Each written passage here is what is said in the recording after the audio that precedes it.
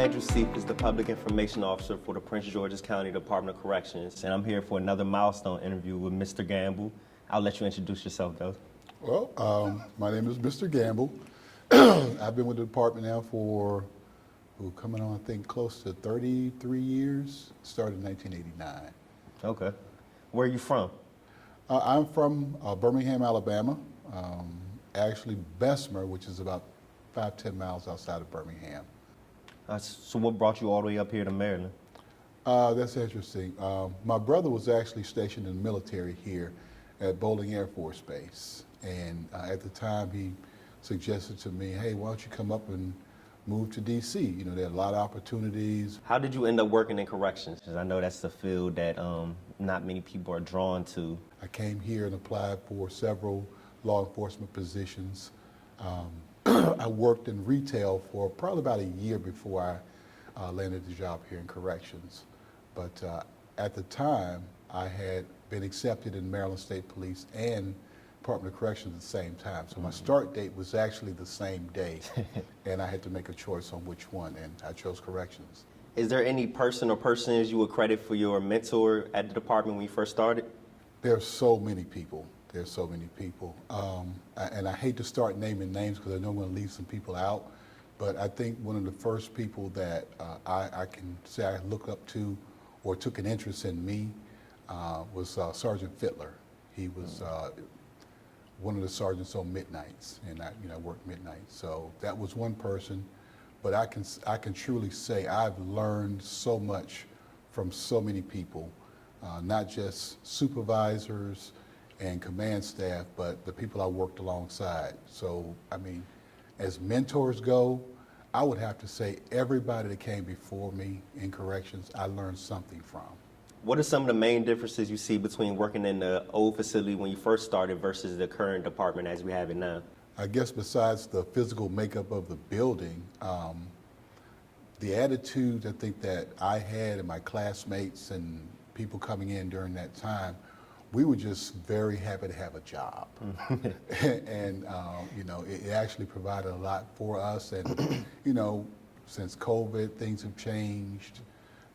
I think that when I started, again, it was just more so we were just happy to have a job, and we were just dedicated, and we wanted to just get the job done. Mm-hmm. I know it's difficult to know what to expect when you come into this type of environment. Has working in the jail been what you expected over the years? To be honest, I didn't know what to expect. Okay. Coming into Department of Corrections, again, that's a field that not many people choose to go into. Mm-hmm. I knew I wanted to be in some type of law enforcement, but I truly did not know what to expect. What are some of the different roles and positions you've held with the department? Of course, I started out, in the housing units as a housing unit officer. Mm-hmm. I've worked probably every post in the jail, from processing to central control, gate, all those positions. I've been a supervisor, regional processing supervisor. I worked as an emergency response team member for a number of years.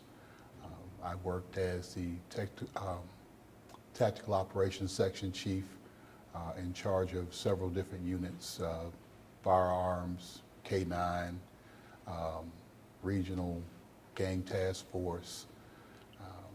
I've been a shift commander, zone commander, operations commander, all the way up to the director's executive assistant. Okay. And you're one of our employees who actually retired as an officer and came back to the department as a civilian, correct? Yes, I did. Okay. Most people will call that institutionalized. Okay. But yes, I did. And what did you retire as? What was your rank? My rank was major at the time. Okay. Yes. So I know you've had a lot of different positions over the years. Clearly, do you have one that's been your favorite?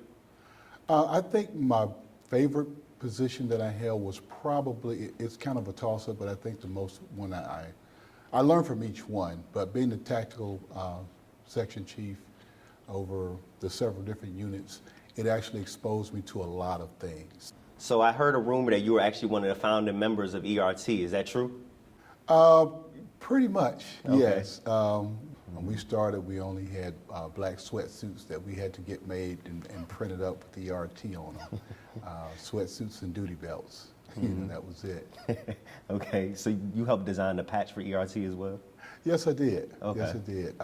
I've always been, I guess you would say, a kind of creative person and had a little artistic talent. So, in your opinion, what are some of the biggest differences between how ERT is ran now versus when it first started? I know there's a lot of different laws and stuff that are in play now, but in your opinion, what are some of the main differences? Well, looking back on when I started, the equipment is certainly different.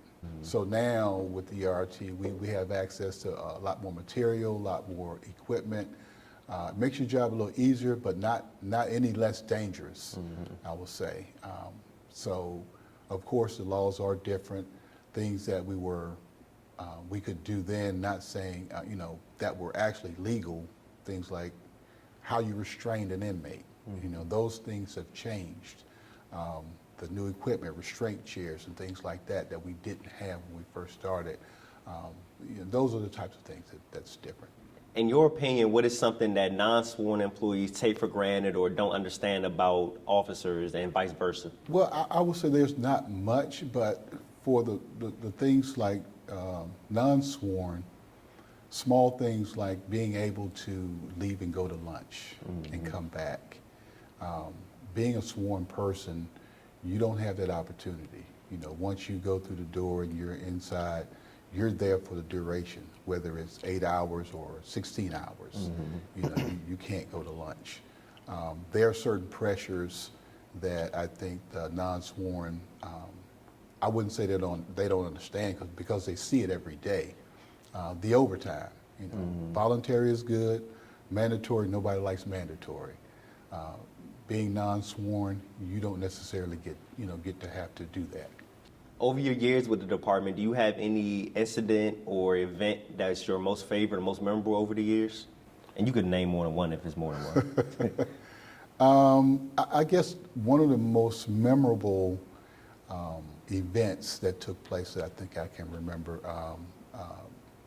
President Bill Clinton came to the jail to introduce his crime bill, and that was a big to-do, to get to see the Secret Service coming in and all the protective agencies. It was like, wow, this is something major. What is one of the craziest situations you've been in the jail? I think the one that, for me, that reminded me how dangerous and how volatile the jail could be was we had a riot back in '96. Okay.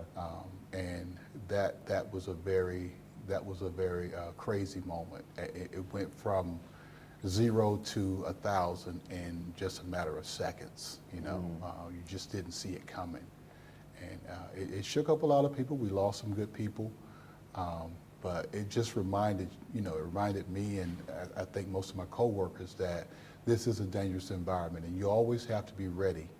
At any given time, anything can happen. What do you enjoy most about working in corrections? Wow, I would have to say the people. Okay. We have an interesting array of coworkers, staff, and I love my corrections family. I've probably spent more time with my coworkers here than at home over the years, and it's just been very interesting to work with so many good people. We have so many talented folks here. Okay. What's the most difficult part about working in corrections? Again, the people. Sometimes it can be frustrating, but not just that. I mean, I guess more than that, having to deal with outside pressures that you have no control over. Things you want to change, things you want to see done better. You feel like your hands are tied because we have no control over it. What's the most important thing you've learned since working in corrections? I think that, number one, you have to be true to yourself, because corrections is a field that's not for everyone. I would say that I have learned, even from childhood, my parents always instilled in me, whatever you do, be the best at it. Whether it's digging a ditch, being a dishwasher, whatever. I think what I've learned in corrections is learn as much as you can. Always keep an open mind. be a lifelong learner. What advice do you have for new officers who are trying to raise up the ranks and get promoted? I think one thing I will say is learn your policy and procedure, number one. Know your job, and always keep studying for that next level, and be confident in what you're doing. If you could go back to day one and start your career all over again, is there anything you would do different? As much as I would like to say sure, I don't think so. I mean, the mistakes that I've made, and God knows there have been a few. I think for everything that I've experienced coming through the ranks, it has helped me to become the person I am now. That was all the questions I had for you. Was there anything else you wanted to add in for the interview? I just want to say that working here at the Department of Corrections has been a huge part of my life. It has enabled me to do a lot of things, and I think that anyone coming into the field, coming in with open eyes, an open mind, and the department can be a great place to work. It is a wonderful career, and you have to look at it as such, not just a job, but a career. Well, thank you for coming in and sitting down for an interview with me. I definitely appreciate it. Thank you for having me.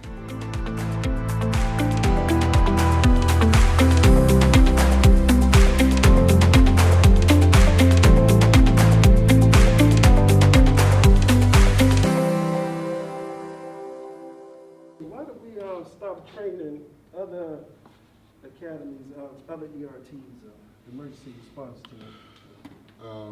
What happened with that? I can give you my I guess my assumption why I think we did. The last time we did one with another outside agency was, I think DC was a part of it, and the training went kind of off the rails because they had a lot of ad lib things they were doing, like almost Hell Week type pledging stuff, which actually was more of a liability to the program than that brought value to it. So I think at that time it was decided, let's just hit reset, And then again, other agencies at that time, they had already gotten up and running. They were kind of running their own schools. Because when we first started, I think one of the first agencies we worked with was Montgomery County. So we had Montgomery County, we've done DC, we've also reached out and worked with, I want to see either Arlington or Alexandria. Okay. So. They were doing it, man. I didn't even know we did. Yeah, I didn't even know we did. They used to do that. Yeah. We used to train those guys, bring them over, and we run the school, and it was pretty good. I still keep in contact with one of the captains over there at Montgomery County, who was part of that first school we did. Okay, wow. Yeah. It's history.